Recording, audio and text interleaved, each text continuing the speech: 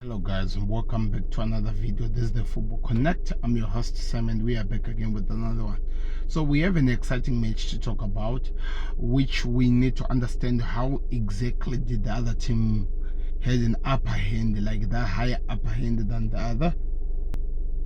So what we're going to be doing is this: we are going to be looking at how that happens and how that can also be repeated on the game that has been played today in the Carabao Cup. So if you already know it, you know what I'm talking about. It's Manchester United versus Aston Villa. They were at Villa ground on the Premier League this weekend, and Manchester United were beaten very terribly. They were beaten by 3-1, so they have a chance to at least try to gain back that, because the game is moving to Old Trafford. So people might be confused, why am I doing this game as the game that we need to understand what we learned. There are actually practically 3 games that I'm going to be covering. This is what I'm covering today. I will cover the others as well as the day goes. Remember, this is the day that we want to do, so it means the Chelsea Arsenal game, it's coming as well, and the Liverpool Tottenham game is coming, but today we focus on this one: Manchester United versus Aston Villa. Villa were able to play so well to overcome and expose the midfield, the defensive dryness that United were feeling, and they really attacked them and they really hurt them in a terrible way, because United didn't have anything to say back to whatever Villa were asking. There were a lot of chances, a lot of questions that were being asked of United, and United, as you expect them to do something, they didn't have anything else to say back.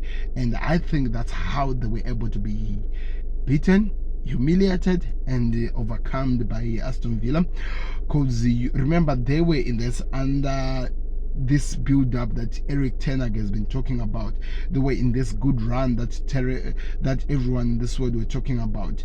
They almost had practically 200 hours without being scored a goal, and Villa were able to score them 3 goals in the middle of 90 minutes, and the first 2 goals were scored in the first 10 minutes. That tells you everything you need to know about the teams. That tells you everything you need to know about how Unai Emery set up his squad for success, and how Eric Ten Hag was not ready of what he found. We might be talking about injuries and how much that might be affecting United, but as much as we know Liverpool suffering from injuries, this is one of the excuses that was removed from the list in the Premier League squad when it comes to the Big Six. Understand that. And of course, we are not gonna put so much pain or hurt to United, as we know for sure that they're under this rebuild that they're working on, that this squad is still a new squad that Ten Hag is trying to build, is trying to create something interesting, which might be by any chance be one of the teams that is going to be built into one of the best things. This is the template that we heard that is working with, that is trying to create something meaningful out of. So as well, as much as we might say a lot about this game, there's not that much we might say about how the game went on, because this under rebuild. But over the game, I think Aston Villa had the number of United, and it's really funny for a team that was really struggling to find success, to find a way forward for a club, to have this amount of dominance that they showed against Manchester United was amazing. People might tell me that maybe in defense it was because they didn't have Rafa Varane, but that's it with the game. You have to be setting up your teams if you want to achieve anything. Your teams, every player you put on out there, he has to actually show that he wants to achieve something.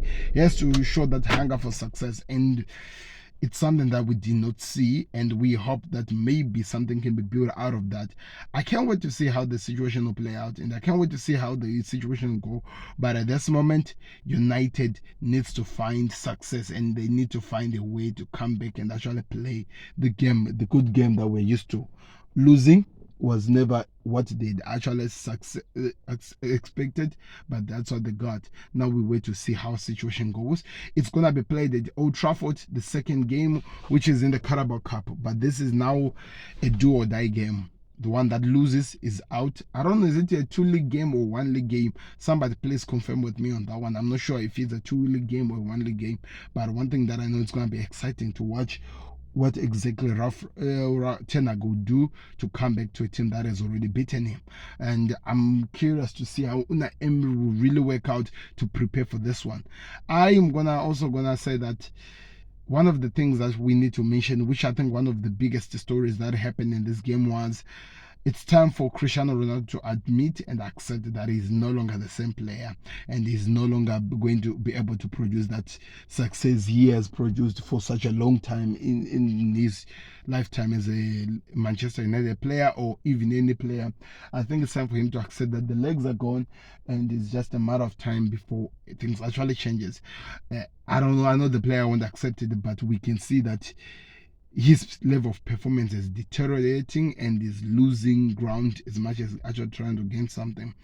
The other player that we need to talk about is Lisandro Martinez. The way he was playing that game, I really talked about it. I really complained about it.